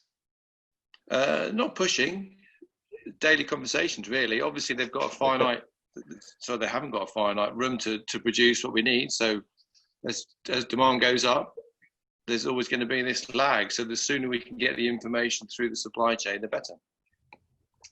Got it. Well, let's head over to you, Sam. So all this was going on for you. How did you react? Thanks, Phil. Yeah, I think like to Ian's point there that we do have long plans out front. But what happened here was in this last, when COVID first hit and the panic buying started, we had to flip the coin around. We're generally 80 to 85% export and 15 to 20% domestic. So to help customers like Coles out, we were able to move a lot of product around, a lot of containers around, push out some of our export orders, and then process more livestock for Coles at a faster pace. There was certainly a lot of long days and long nights in organising it all, but that's what you've got to do for good customers. In doing all that, and then it's just been able to make sure that we're tracking it as we go along and knowing where the trucks are that can get to the DCs. Can we get the product out? Is the DC able to take it? To Ian's point before, it's all about shortening up the supply chain to make sure we can get more throughput. And did you need to respond as well to the different kinds of customers, because food service decreased dramatically at exactly the same time that we all started moving to Coles to buy our meat? Did you see that happening in real time, and could you adapt in time? Yeah, for sure. Look, our food service fell off the cliff overnight. I mean, the restaurant business was gone globally, not just in Australia. So for us, it was a massive shock. It's a big part of our premium programs is food service around the world. It didn't matter whether it was in the Middle East, North America, Europe or Asia. We had to move fast. We also have businesses in this country that just focus on food service. So we're able to move the meat around and, knowing where that product is and having to move fast is a critical one, because there's obviously a lot of money involved. Different customers wanted different things at different times. There's obviously also, we have a lot of meat on the water. So knowing where that product was, I've had to turn containers around. What are we going to do with it? Do we have to freeze it down? Some of our containers are worth 400,000 and 500,000 US each. We've got to freeze them down. They're probably worth 150 to 200,000. So there was a few sleepless nights, but we managed to get through it as good as we could. And of course, you needed to also respond to the challenges with getting employees into workplaces during the thick of this. What was going on there? Yeah, very good question. Actually, we found we put a lot of safety measures in place during COVID that we learnt from our brothers and sisters around the world. And we were very strict from the board down on how to implement that, make sure in every facility we did it. Didn't matter whether it was a feedlot, whether it was any of our processing facilities or small goods facilities. And we found that people were telling us that they felt safer coming to work than they did being at home. And our absenteeism, to be honest, has been the lowest it's ever been, and so is our people turnover. So that tells you that people actually did feel safe coming to work. That's great. That's great. Now, Jamila, let's go over to you at Lumachain, because you're playing an important role in trying to sort of join up some of the gaps here and to allow the data to flow between these, at least these two different parts of the supply chain. Tell us more about what you're doing. Thanks, Phil. That's a good question. In terms of food supply chain, when you look at it from an IT perspective, it's siloed. And what I mean by that, the companies in that supply chain, they often have good systems. And I know actually they do have good systems because I built my previous career on implementing those systems. But those systems don't talk to each other between companies. And you have siloed data, you have lack of transparency. And what LumaChain platform is doing is to create a system that connects that broken chain using, and it will give you real-time data. So Sam was just talking about sheep's got stuck middle of nowhere, not knowing where they were. Through LumaChain, you will be able to real-time know where each of your product is end to end. And we're using technologies like deep tech, algorithms, AI, which I will talk about later in details, and IoT devices, Internet of Things, to create that end-to-end visibility. And we create that end-to-end visibility because we want to answer questions like, where did my food come from? Where did my beef come from? What was the animal fed? Was it grain-fed? Was it hormone-free? When it was transported from the farm to the processing plant, was it animal welfare taken into account? And all of that, and the benefits you get when you answer all of those and put all of that into a blockchain. We've seen earlier sessions talking about trust. Put that data into blockchain, then everyone in the supply chain can trust. And by having that and answering those questions, then it gives you that ability to say, you know, we've reduced wastage. We've improved shelf life, which is really important to anyone in the fresh food industry, and food safety. And we're working with Coles in their premium beef brands, Coles Grace and Coles Finest, to provide that full end-to-end visibility. And it's really perfect because some of those products come from Sam's processing plants and JBS. So it's super exciting times in terms of tech, bringing that together. That's an awful lot of data that you've just given us some examples of. And you mentioned AI. So tell me more about that. Why do we need artificial intelligence to look at this data? Is there something difficult about gathering the data? The artificial intelligence has come from a long way for the last couple of years, and we are really doing cutting edge. We're using it at two levels. One is the actual food safety, and the other one is employee safety, especially in this COVID-19. So from a food safety perspective, I'll give you an example where we have our computer vision installed inside processing plants, where we're able to link a cut of meat to the animal it came from back to the farm. It's something that the beef industry has struggled for decades. But now LumaChain can provide that. And in fact, it's really fantastic for Australia because Australia produces some of the highest quality beef in the world. And companies like JBS and Coles can showcase the amazing food, the amazing beef we create in Australia, both in Australia and export. And in terms of the workers and employee safety, we're looking at that same computer vision, looking inside the processing and food manufacturing plants, and looking if the employees have engaged any unsafe behaviors, like are they wearing the face masks, protective gear, are they doing lack of hygiene behaviors. All of that will be, the AI will capture it and alert a supervisor on duty immediately. And not only do that, but provide a training. This is why I'm saying it's world's first, a specific training for that individual employee related to that behavior and the language they prefer to speak via audio, if that's what they prefer.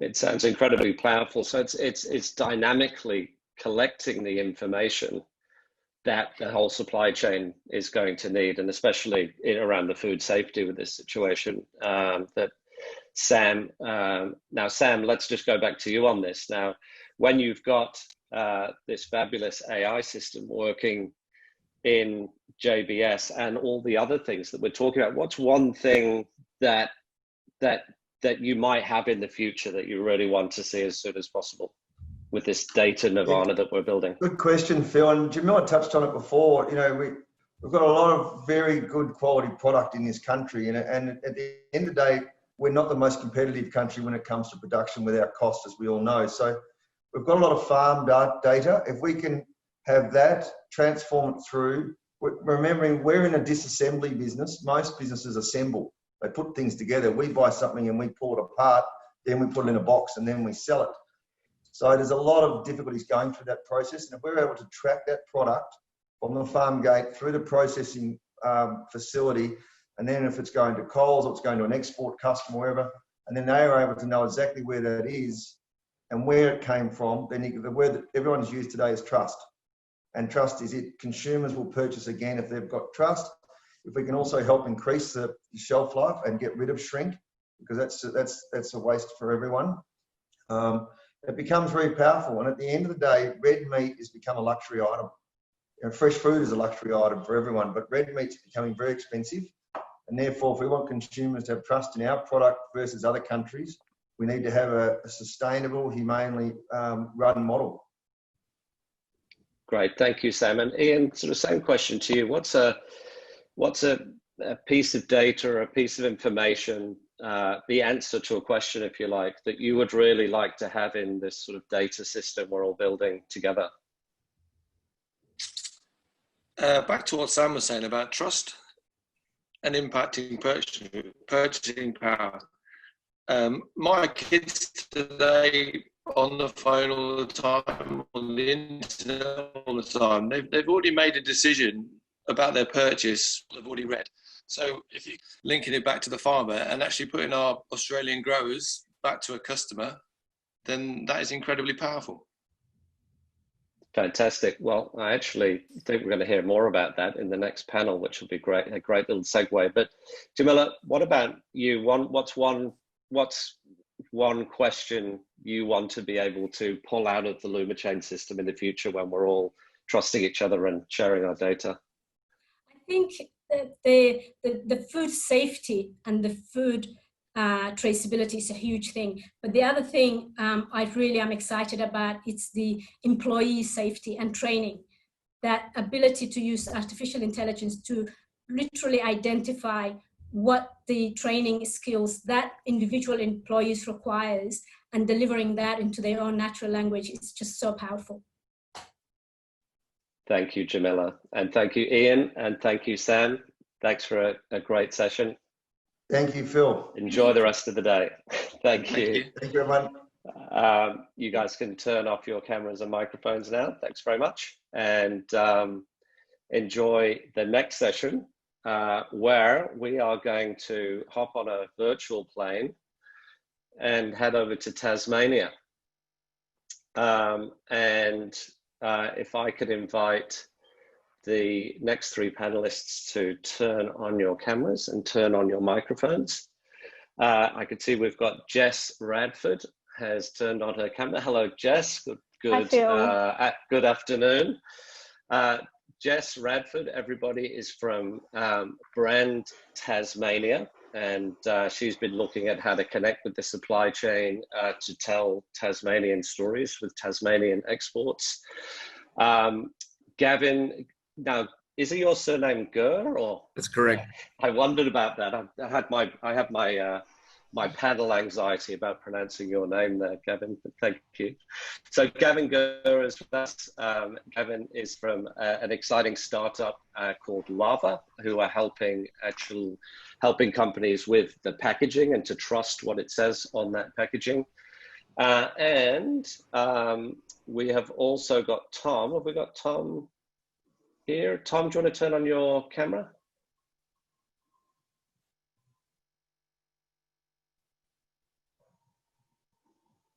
It doesn't look like we've got Tom here. Tom Cosentino is from, hello Tom, there you are. How you going? So Tom is the executive officer from Southern Rock Lobsters. Good morning, Tom. Can you turn your mic on, Tom? Oh. No, you're quiet. Can't hear you.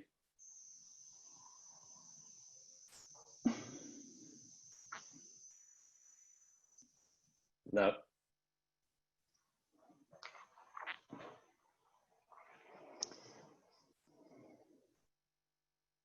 No, it's not working. So Tom, could you have a play around and see if you can get that working? And I think what we might do is begin our conversation with Jess. What's interesting about this story is, like the last one, we have got a couple of different parts of the supply chain here with Tom and Jess, and they're collaborating with data, and they're figuring out ways of doing things better together. And Gavin is here as oh, we got you for a second. Had me there. Yes. Oh, sorry, everybody. Well done, Tom. And of course, we've got, like we had Jamila from LumaChain last time. Gavin's going to talk about how his technology is actually helping to stitch some of these things together. But if you don't mind, Jess, I'm going to begin again with Tom, because I think it's a good start to the story. And Tom, you know, yesterday when you and I had a chat, we talked about what happened for you on January the 24th of this year, which sounds like a hairy day for you. Everything changed for you in your business. Tell us about that day, and tell us the data side of that story as well while you're doing it. Yeah, thanks, Phil, and thanks for having me, and thanks for your patience whilst getting set up. Yeah, I was recounting the events on the 24th of January to a colleague earlier, and I remember them like the back of my hand, which suggests to me that I've probably traumatized, that I remember them so well. It was 8:30 in the morning. I got a phone call from a fisherman in Port Lincoln, and he said, "Tom, don't really know the full story, but our processor's called up," and he said, "Bring your boats back. No more crayfish. We're not buying." And I was sitting in the driver's seat of my car, and I thought, yeah, I don't know, I'm going to have much of a weekend this weekend. It turned out that I'd seen a couple of things on the news about airports shutting down in China, or I think there was one airport at that stage that was shut down. I didn't think it had anything to do with us, but all of our processors or exporters across SA, Vic and Tassie had every single one of their orders from their customers cancelled overnight. So they woke up to emails, missed calls, text messages, WeChat. We can't buy, we don't want the orders. If it's in transit, sorry, something going on over here, can't help you. So we went into a deep panic on our side. We had across South Australia, Victoria and Tasmania, just about all our vessels fishing at that time of year. It was a week before Chinese New Year. So we were ready to, I suppose, make hay in the lobster fishing. Chinese New Year is big. And we didn't have a plan. We didn't have a playbook. We really did go into a deep frenzy. And I think you mentioned, to mention the data side of things, the reality was we kind of came up with two options off the top of our head based on nothing other than gut feel. We thought we need to roll our quota over to next season, our total allowable catch, because we're just not going to catch this now. We can't keep fishing. And the second thing was, can we put our lobsters back? And we had tanks full on shore, ready to get on planes, and we had boats with live wells full, ready to come back to shore. But the key is we all kind of have our own data and information, but none of it linked together. So it was all guesswork. It was all phone call after phone call after phone call. What have you got? What's the damage? What do we do? Next exporter, what have you got? What's the damage? What do we do? And had we had a little bit of insight back then, and hindsight is a fantastic thing, but had we had some insight back then about how many lobsters are in tanks, how many lobsters are in boats, when they get to the consignee on the other end, where were they going to go? We probably would have tailored our emergency response to be a little bit more long lasting. It turned out that we shut all the boats down. We got all our quota rolled over across 3 states. Fantastic. But then come May Day, public holiday in early May, our price had rebounded to just about where it was before. In the meantime, we'd been having fire sales on docks in Tasmania to shed product.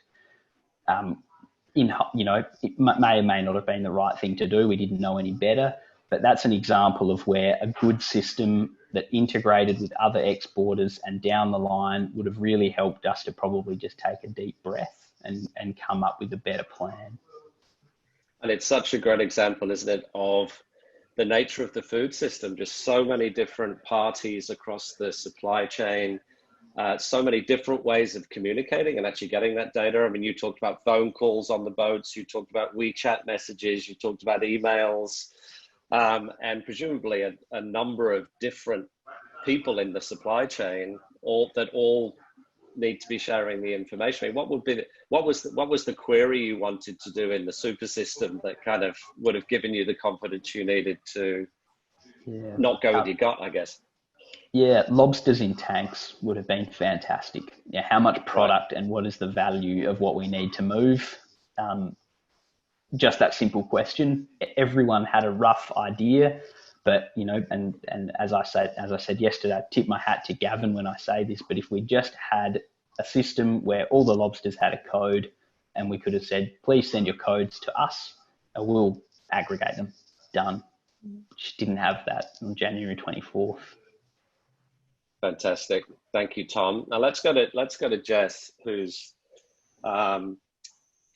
she's the Director of Branding and Operations for Brand Tasmania. And obviously, Jess, you've got a view of the entire system, that Tom is a representative of. Like, what's Brand Tasmania doing for growers like Tom, and where does data fit in to what you're up to? Thanks, Phil. Thanks for having me. We've got 2 key projects underway that we're really excited about, which we think will help Tom and other producers in the state. The first one is the Tasmanian Showcase, which we're expecting to be delivered in late November. And we're trying to also incorporate a traceability feature into that platform. For those that aren't aware about Brand Tasmania, we're primarily a storytelling organisation. We're a government agency based down in Hobart. And we want to use our showcase as a storytelling platform to focus on Tasmanian producers in agriculture, fisheries and other sectors across the state. We've pivoted towards this project in the wake of COVID-19 because we see it as being a critical tool to help drive demand for Tasmanian products and services, as well as investment opportunities. Because we know we're going to have to relaunch our brand in those overseas markets that have been so critical to our economic growth in previous years. So what we want to do through the showcase is to create strong emotional bonds between producers and consumers, which will allow producers to tell their stories directly to the people who are buying their products in a really simple way. We're going to largely use video to tell those stories, but we also want it to have some traceability and authenticity technology built into it, which leads me to our second project. And we're currently working on scoping this work with a number of different stakeholders across technology, industry, businesses, producers, government and research institutions.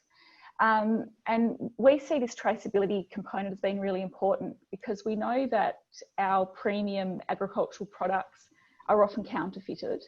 And through a smart trademark, we want to be able to help protect these premium products by proving their authenticity. And it also helps us justify the premium price for those products. We want to make sure that we really earn it. So we're going to earn it through creating that strong emotional connection between the producer and the consumer, the provenance storytelling that's going to be on the showcase. But we also need some science behind it to verify the authenticity of Tasmanian products.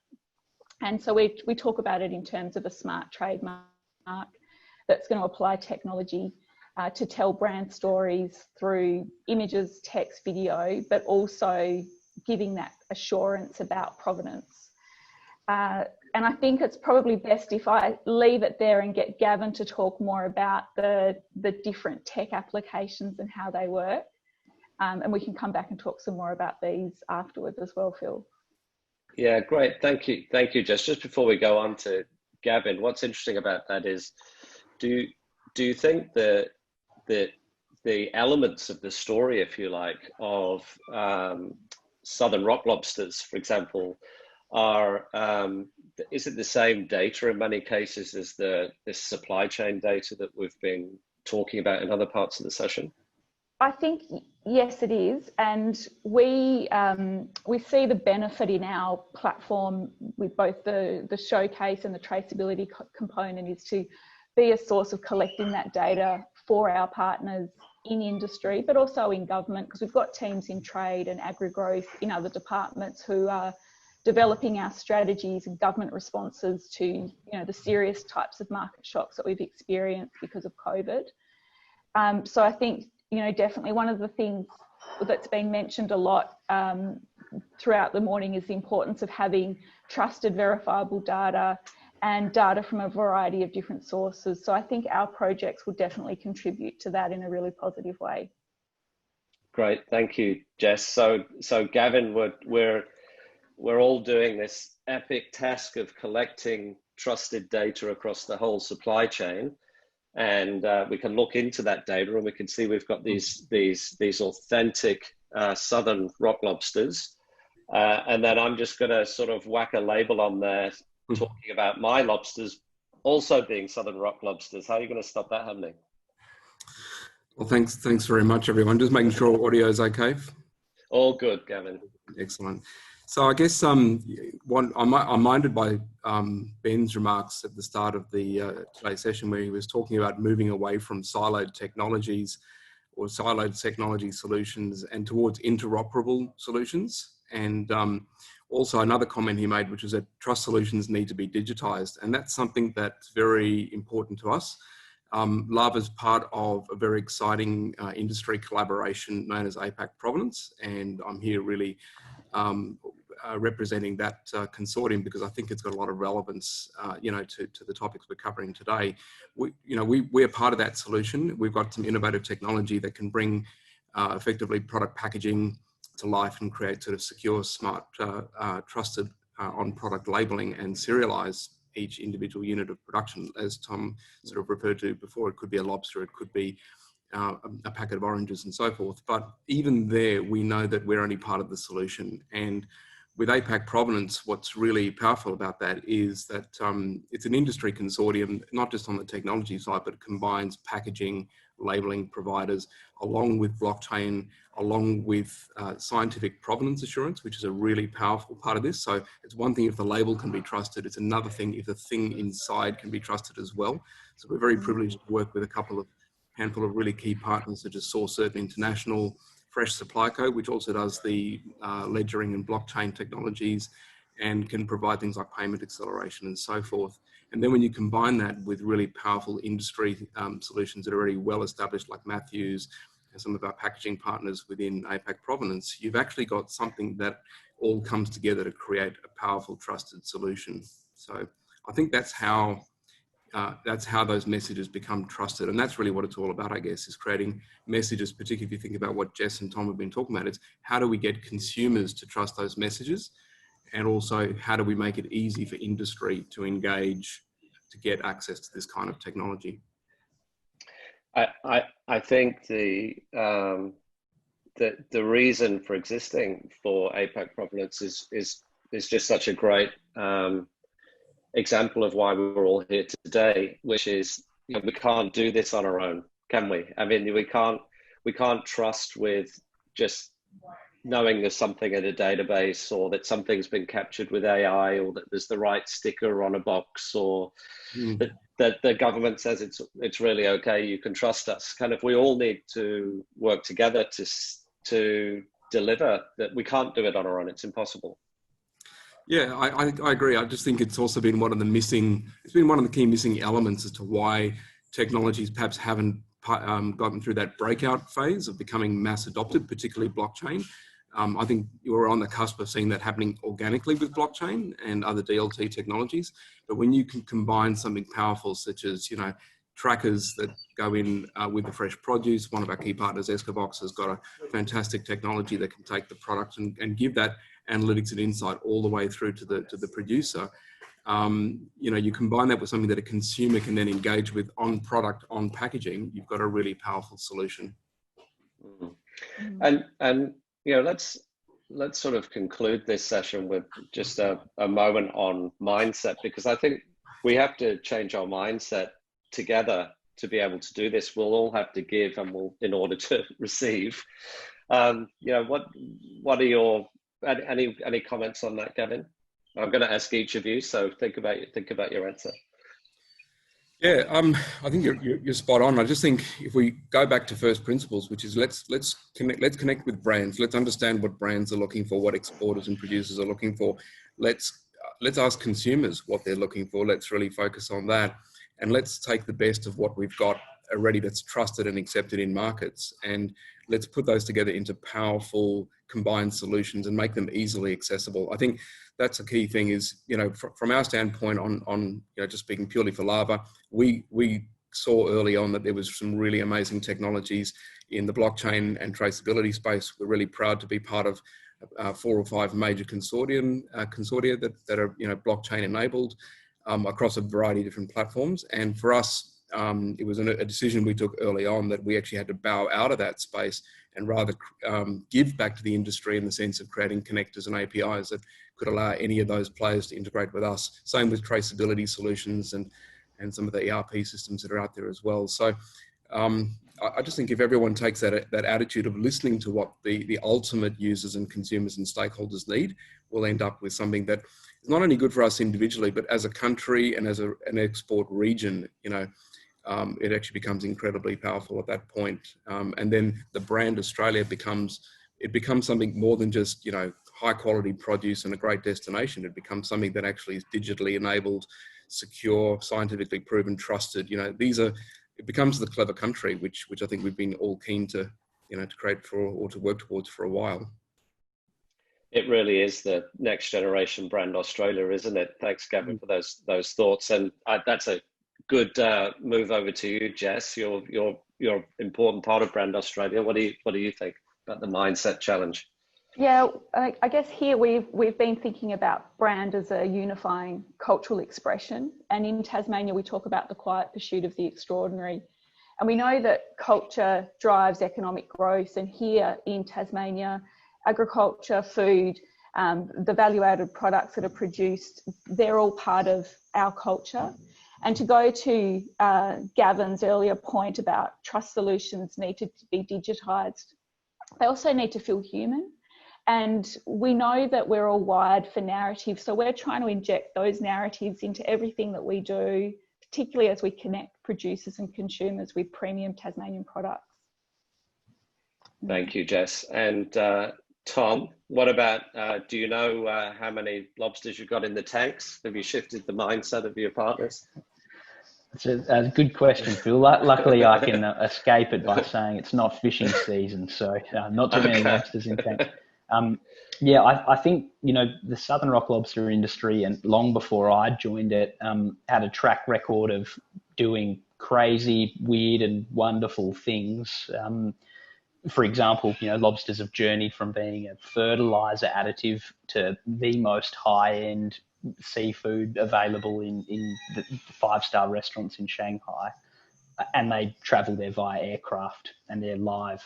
So I like our mindset to be something like, it doesn't matter how weird and wonderful it is, we're a friend of weird and wonderful. So when it comes to these new digital schemes of making your product more attractive to a consumer, the Southern Rock lobster industry will never say never. So I think that's the mindset we need to play in from now on. Fantastic. What do you think, Jess? We're the friends of weird and wonderful. It's in the new Tasmanian brand. It might just work. It is one of our brand values: protect, promote, preserve the unusual. So it's completely on brand. Fantastic. That's excellent. Well, that's a great place to end. So Jess, thank you so much. Tom, Thanks, Phil. to you, thank you. And same to you, Gavin. Thanks to the three of you for playing a role in working together to help this system take shape. Thanks very much. Thank you. And you can now turn off your mics and your cameras, and thank you. And Mara, I am going to pass back over to you. Thank you for having me this morning, and thank you for organising this fabulous mission. Phil, it's been such a pleasure to have you help us unpack the importance of this. I will now invite you to turn off your camera and mic. And just remind the audience, you know, we are such a small country. We punch way above our weight. We are a trading nation, and we have just an extraordinary culture of mateship, and it will play good into this trust that, you know, we're now diving into as a community of practice. Food Agility, of course, is just thrilled that our researchers, and they include out west Curtin University, in Victoria, Federation Uni, RMIT, in New South Wales, of course, UTS, where many of our staff are based, Charles Sturt University, UNE, in Queensland, QUT, and JCU. And it's now with, you know, great happiness that I bring our CEO, our chief and loved Mike Briers into the fold to help us understand where we go to next on Mission Food for Life. Thanks, Mara. Yes, it's nice to know I'm loved. I love that we finished that with Weird and Wonderful being incorporated in the Tassie brand, my very loved home state. So great way to end the session, and what a session it was. I'm not sure that I've personally seen such a collection of a wide, diverse collection of insights and perspectives on this big challenge that we have, and the moonshot that we're going for here at Food Agility. I want to thank everybody that's participated today. I know there's a massive effort, team effort on the Food Agility side, but also all our partners have kicked in. You see many of their faces on the screen today. So thanks, guys. That was awesome. Just also a special call out to the KPMG colleagues who helped and worked with us on that report, which you'll all see shortly, if it's not already out there. And thanks again, Ben, for the summary. Of course, this is a call to action. We're open for business. You've seen some of our partners who are working on qualifying projects that we will co-invest with them in making a difference in this space. So the invitation is there for anybody out there in business land that wants to join in this as a collaborative. This is our specialty as Food Agility. We are a cooperative research centre. We are collaborative by nature, and we're looking to bring people together in a trusted environment. What we do bring as Food Agility, we bring dollars. We have funds that we can invest in these projects. Of course, we have access to amazing research talent. At Food Agility, we're very passionate about unlocking the vast talent of research that we have in Australia. We're so often criticised for that research not having the impact that we want and being low on the ladder in the OECD, but we're here to bring that to life and really, make sure that we unlock that talent that we have. We all know we have. Also, of course, we bring partners, and Nicola from Gippsland mentioned the quadruple helix, and of course, you've seen examples of agribusinesses, tech companies, regulators, and of course the community as well, represented there by Gippsland. All these are important stakeholders that we now have a long list, very long list of, that we can call on to bring in. So, but also obviously we'll hear about welcoming you. I guess the other things that we bring, that Food Agility will bring to these types of collaboration is a very fine-tuned, deliberate innovation model, which we recently branded Research Agility. This is a fine-tuned model that will validate solutions along the way in an agile way, but also it's designed for scalability. Our core focus is not to provide one-off grants, but to invest in projects that will actually deliver scalable solutions. So that's a really important part of our mantra. Data, we've recently launched a new data policy, which is a best practice data management policy, which takes the perspective of the tech entrepreneur, the technology provider, the farmer, and the researcher, which we think is unique globally, and we've consulted very widely. And so that's sort of a piece of collateral that we have now, and seeking now to push that out via different sort of channels. But importantly, the last one I would say is that we also stand for education and digital literacy. So Food Agility is standing up in this amongst this collaboration to ensure that we actually improve the way that growers, agribusinesses make decisions about technology. And we feel like data is one thing to unlock, another thing is obviously to be able to, for all of us in the system, to be able to make better decisions with data and about data and about the technology that transports data, that measures data, and so on. So that's really an important element for us as well. You will see, if you want to join in, we have an email, hello@foodagility.com, and we'll keep you updated with progress.